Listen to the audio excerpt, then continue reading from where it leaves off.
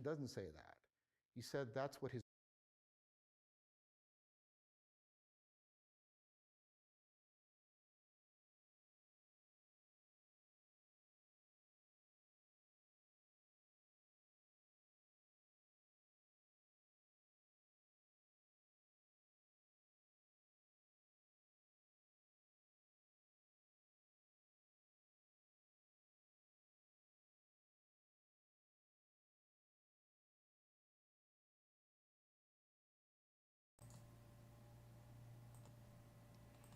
Testing, testing. Pa, pa, pa. Cool. All right. I think we have volume here. Volume, volume, volume. Maybe this is even a little too loud. All right, let's reduce that down a bit. All right, I think we maybe hopefully have got it. Cool. All right. What am I going to be talking about today? Um, well, first off, hi. It's been a while. I've been working on trying to get better at this whole thing for a bit now, and we'll see if I've got the hang of it. But I'm not entirely confident that I do, but we're going to just give it the old college try. What am I going to be talking about today? Well, today I was thinking about talking about the Socratic method. Well, not really the Socratic method. Let me start with a story. I like watching people argue online, right? So I've been thinking, about a week ago, I was thinking, you know what? I wonder if they teach this anywhere. Like, can someone teach me how to argue online? Uh, as you may, if you are at all familiar with any of the other videos that are on my channel, some of it's pretty weird, some of it's not. One of the videos was about me going back to school for philosophy.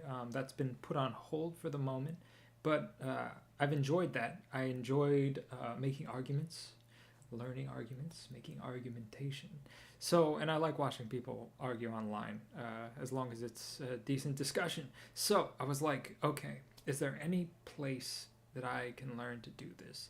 And long story short, what I came across was a free debate school by offered by Buddhists of all people. Buddhists. And I want to get to where that's led me in a little bit. I'm going to cover that later, but long story short, with respect to that, I'm taking that class and I actually want to talk about that. But first and foremost, I want to go over some things. Specifically, well, I guess I have to say a little bit more to set this whole thing up. So to start,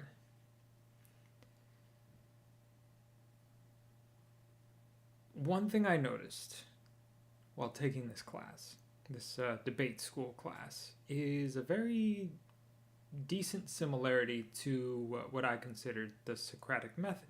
So I thought it would be fun today to go through some of my some different people's perspectives on Socrates and the Socratic method. If you don't know, I'm a pretty big Vervaeke stan, so we're gonna watch some of the stuff he talks about, and then we're gonna move to some other people who are maybe Vervaeke adjacent. That is Agnes Callard. It's maybe disrespectful to her because she's her own academic, but that's how I know anything about her or her work, so it'll be cool to cover that short video. There's another video with a guy who wrote a book that I have about the Socratic method. And then I'm going to talk about a little bit about the Nolanda school, what it appears to be trying to rectify, and watch a little video about how that works. And I'll just sort of talk about what my experience has been so far. So, just to get us started here, also, what do you think of my black and white look here? I'm going to play with a bunch of formatting and stuff issues. But this is what I'm going with today. I like the whole monster movie effect. I also recently just saw Young Frankenstein again, so I think I was kind of inspired by that. But yeah, so the first thing I wanted to start with here. Oh, and you may notice up in the corner here, I have just the name of Vervaeke's Four Ways of Knowing. I just had that there from earlier. Feel free to note that or don't. I don't really care.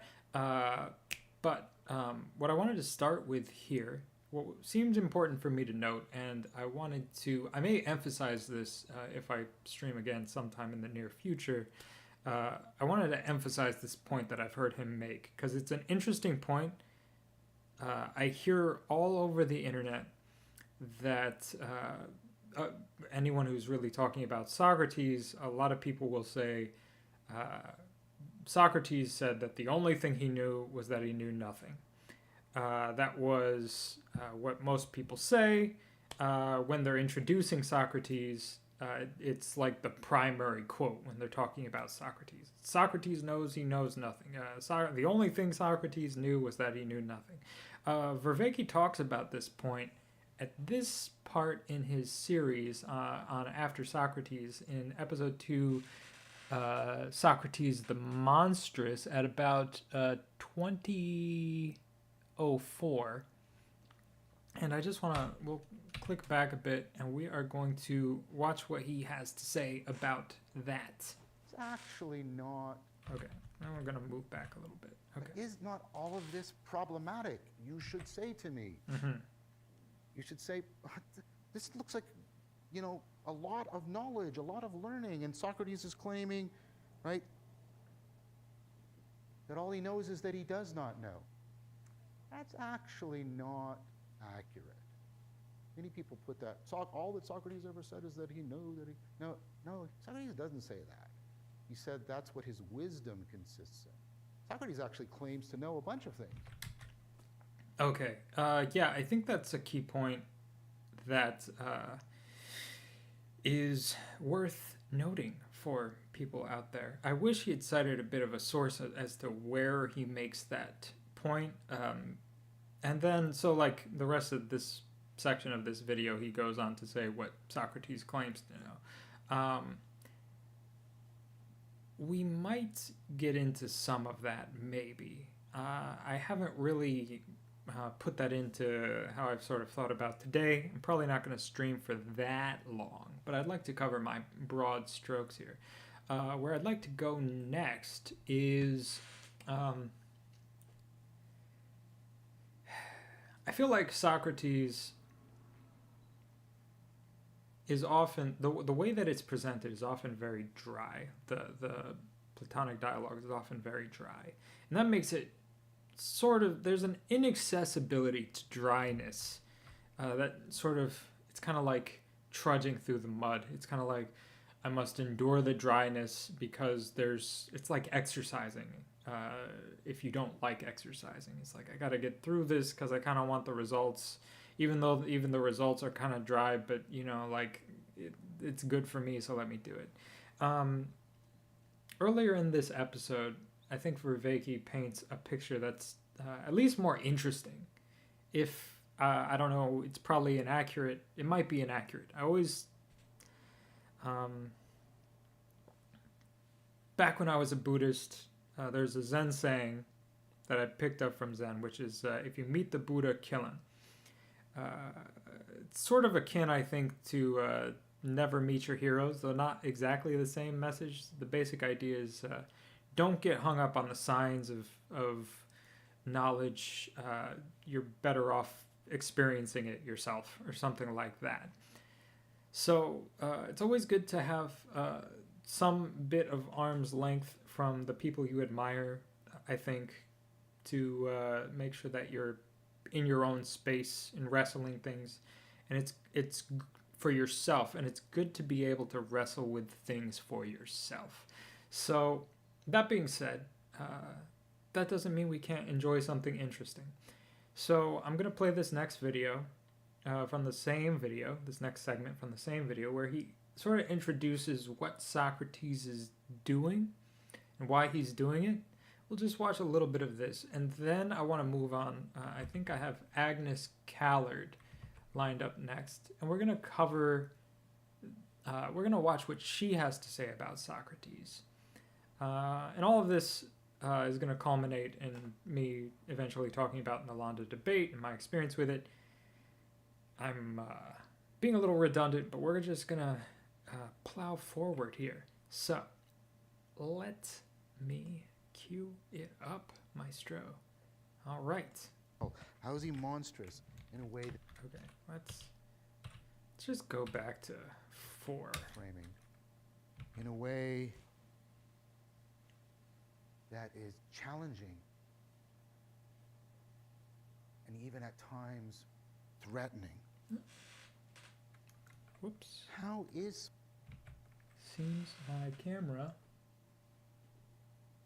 is messed up. We're going to turn it off and then turn it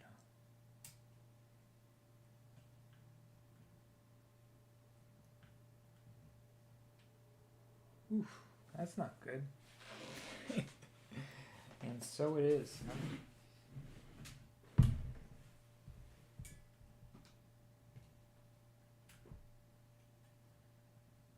Okay.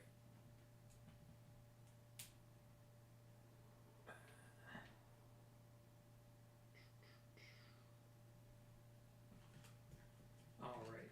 Thank you for bearing with me here, people. My camera is having a bit of an issue. Oh, look at that.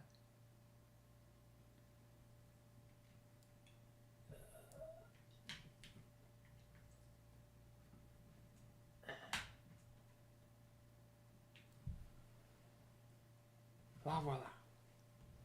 Nothing like a good old reset.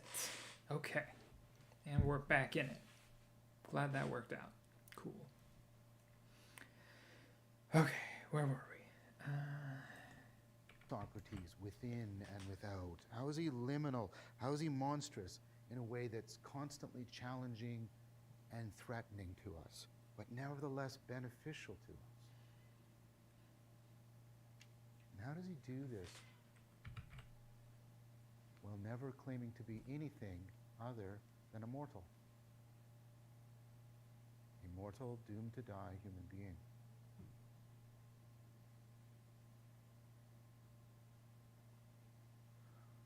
So Socrates enters into these intensive in terms of how he's involved with people, but extensive in terms of how much scope they take in, how much they zoom in and zoom out, probative conversations with people.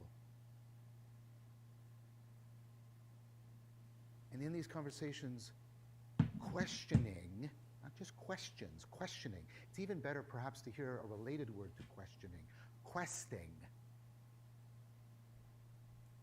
Questioning plays a central part rather than concluding.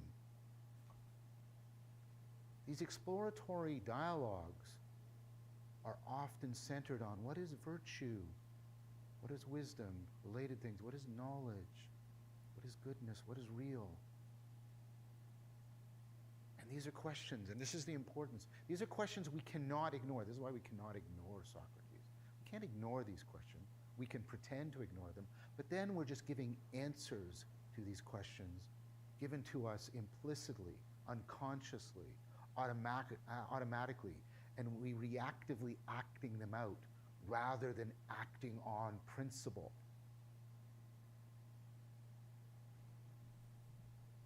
Yet, these dialogues frequently and frustratingly end profoundly inconclusively.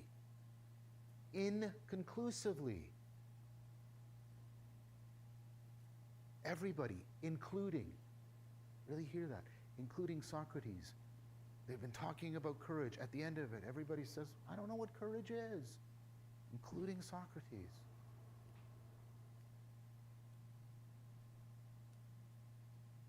Now, Socrates claims to have achieved human wisdom in that he, by practicing this kind of dialogue, has come to know that he does not know. And we go, what? That's it? We're all ignorant. I know. There's tons I don't know. Well, how is this? What's going on? Well, Socrates doesn't mean that generic belief. He means an existentially, in the situation, specific realization in both senses of the word.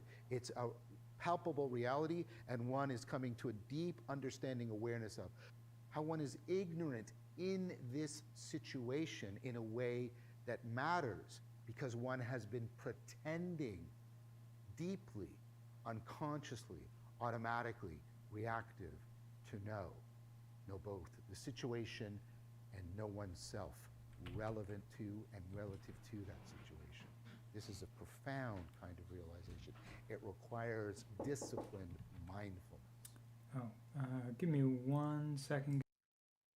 He has cultivated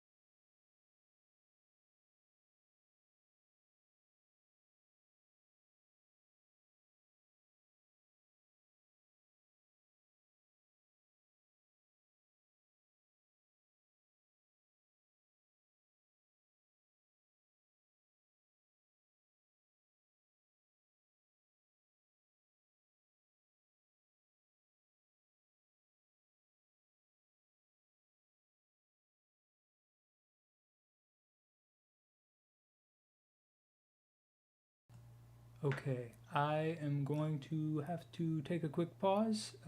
Thanks all for tuning in. I'll probably be back later to